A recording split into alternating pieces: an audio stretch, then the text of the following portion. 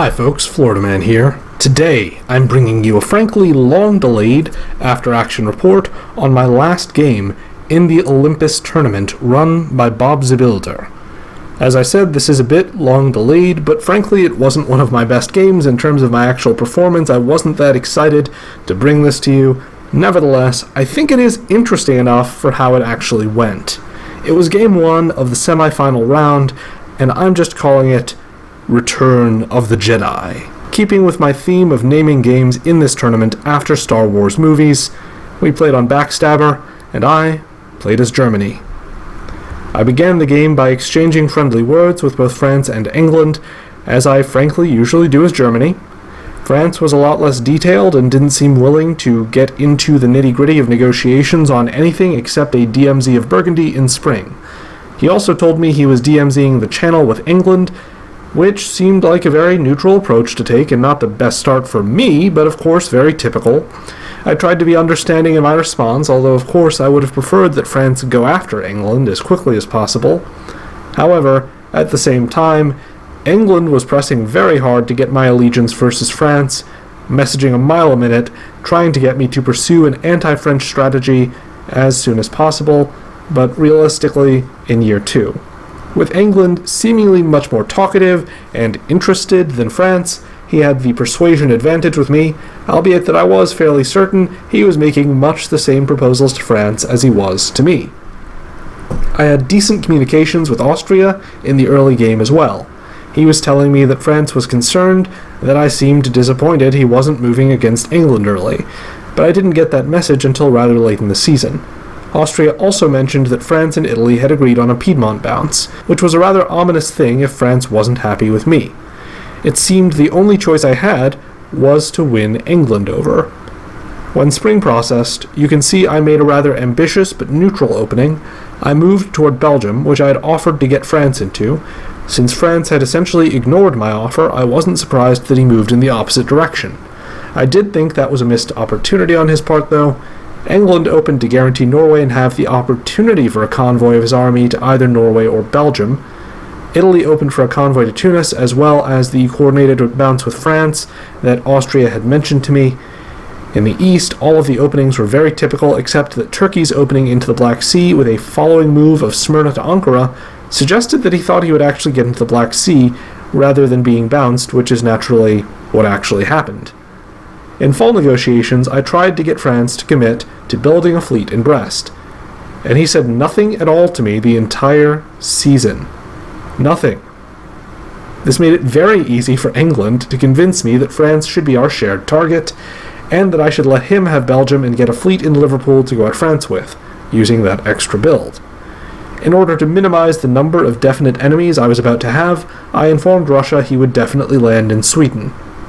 When fall 1901 processed, you can see I moved into Burgundy, while England did land in Belgium. Russia got into Sweden as promised, while France held Brest in place, suggesting he was never going to consider building that fleet in Brest that I asked him for to go after England. So maybe I'm vindicated in the decision-making here. To the east, Austria and Turkey seemed to be working together against Russia. Following fall, Russia and I discussed Russian builds and agreed that he should build in St. Pete to keep England under control. I asked him, of course, not to mention I had said anything about that to England, but I really did want to make sure England would feel he needed my help for security in Scandinavia. I knew I badly needed his loyalty going forward. England was trying to push me into going for Sweden in 1902, but didn't want me to build fleets, which was an interesting combination of suggestions. I agreed to refrain from building fleets, and he agreed it would be my call if we opened up another front with Russia, along with the French one in year 2. I thought it should depend on whether Italy helped us with France. Although I was working on Italy, I had no particular faith that he would join in, considering how he had begun the game with an agreed bounce with France in Piedmont. So I wasn't very happy with how things were going overall at the close of 1901. In 1901 builds, England said one thing and did another. Simple as that. He got 2 fleets that faced me and Russia, and nothing that faced France.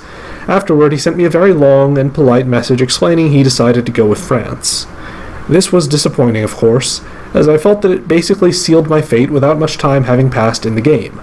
Russia had built an army in St. Pete and fleet in Sevastopol to placate England and be ready for a fight with Turkey. Turkey built fleet Ankara, Italy built fleet Naples, and Austria armies in Vienna and Budapest. France and I had both built armies to go after each other. Nevertheless, I tried a rapprochement with France at this point, having few real options besides that. Unfortunately, he was still very unhappy about my move to Burgundy, and he refused to say whether pulling out of Burgundy would be enough to make him consider working with me against England. He wanted me to withdraw from Burgundy, and he also wanted to negotiate for me to bounce him moving into Burgundy before he would talk about doing anything together, which was quite a nuisance, in part because I was hitting some snags dealing with another neighbor. In spring 1902 negotiations, Austria started trying to sell me on the idea that he should move a unit next to Munich to support me in case of attack, which I was not happy about for obvious reasons.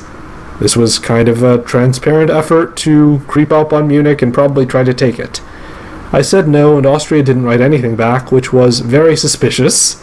It was starting to feel like every power around me except Russia was in alliance against me. Only my Russian negotiations were fruitful this season. He agreed to work with me and attack Norway.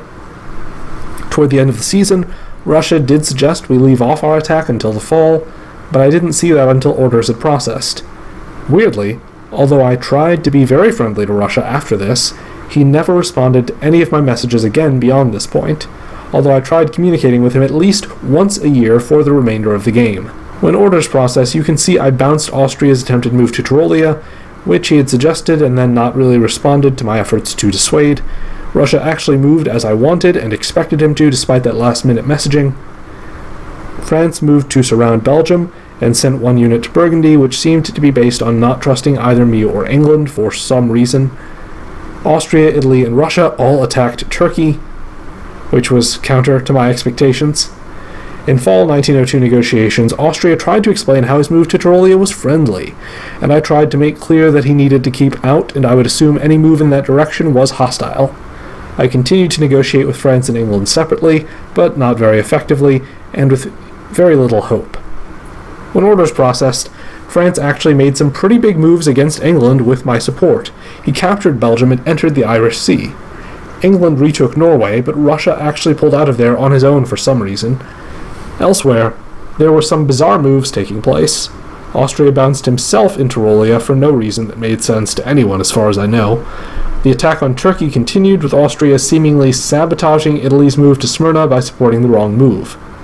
Austria was just an agent of chaos this entire game. It was really strange. It was a really unusual strategy from the Austrian player. In the builds, France got a Brest fleet, while Austria built another army. In spring 1903, England was trying to make up with me, and I agreed to attack France with him, since I couldn't see how I was going to grow otherwise. The East appeared likely to settle itself quickly, leaving me stuck between the French, the Austrians, and the Russians if I didn't change how things were going. And at the same time, Austria was trying to whisper in my ear still, with his forked tongue, about how others were hostile, but he was my friend. This was right before adjudication, I believe, and I did not actually respond. I'm not sure what I would have said to him anyway, since he should be irrelevant to my existing fights, unless he decides to attack me, which would not be unexpected exactly, but isn't exactly something I could do much about. When orders processed, he indeed moved into Tyrolia, as I half expected, supporting himself in, so there was no way I could have bounced him. I attacked France ineffectually, and he seemed quite furious. In the fall, I actually got into Belgium with English help. To the east, Austria and Italy were suddenly fighting, sort of out of nowhere, except for the hint that Austria seemed to be sabotaging Italy before. Very sadly, the silent Russian took my home center of Berlin out of nowhere. Austria also returned Bulgaria to Turkey. Again, a very strange season, some very strange moves, in particular from Austria. I didn't really understand what was going on with him at any point in the game. After fall had processed, I started talking with France and England about getting a Western Triple going. I figured that might be a sale I could make, since Russia was now attacking me and England, while France was at a disadvantage if he had to continue fighting me and England. And although we did get the West all moving in the same direction for spring 1904, the game continued to slide in a bad direction for me, with Russia supporting Austria into Munich, and the Eastern powers moving everything they could to reinforce their hold of half of Germany. In fall 1904, England succeeded in taking Sweden and began positioning to besiege St. Pete. While he and France were making slow but clear progress, I wasn't regaining any lost ground. In the build phase, I became more helpless relative to my allies, and Russia positioned himself to focus more on me and less on retaining St. Pete, which made no sense to me, but okay. In spring 1905, the progress for my allies continued, but in fall, France took Belgium and England took Denmark, and at that point the writing was on the wall for me. It was a real shame. That season we could have retaken Munich from Austria, but I didn't have much in the way of positive relationships in this game, and that problem really bore its fruit this season. Spring 1906, I started trying to janissary for Austria because I disliked him slightly less than France at this point, but Russia was still attacking me, so I was losing ground to him even while England was continuing to attack him. In fall, even Austria didn't seem to see any use for me, and I was reduced to a single center. In spring 1907, Russia promised Austria to support me into Holland, keeping me alive a bit longer, although Russia didn't bother to actually say anything to me, fitting with his years-long streak of silence with me. Russia entered the support, but England cut it, and my final unit was destroyed and my final center taken by the English. As the game wore on, following my demise, England and France continued to progress against the divided East. There was a turning point where England stabbed France, but even from there, France remained a loyal janissary and continued attacking the East as England made his ultimately successful solo run. A frustrating game. A strange game. What is there to learn from this one? While getting along with your neighbors and hesitating before launching an early attack are some straightforward lessons, and I would try to keep to those in future, but this game is mostly a showcase for odd, idiosyncratic behavior.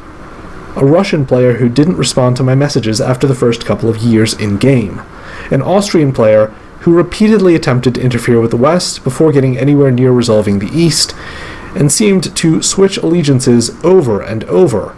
A French player who chose to help his ally who stabbed him brutally to achieve a solo, rather than trying to be included in the draw. Admittedly, that last might be explained by a fairly charming and engaging English player. In any case, I hope you guys enjoyed this diplomacy commentary. Maybe you got something from it that I didn't. I look forward to your thoughts in the comments. Let me know where you think I went wrong and what I should have done differently. If you enjoy these videos, I hope you'll show it with a like and by joining the roughly half of my viewers who are subscribed. I also support putting your hands together for the thoughtful and generous people whose names now appear on screen, our wonderful patrons and translators.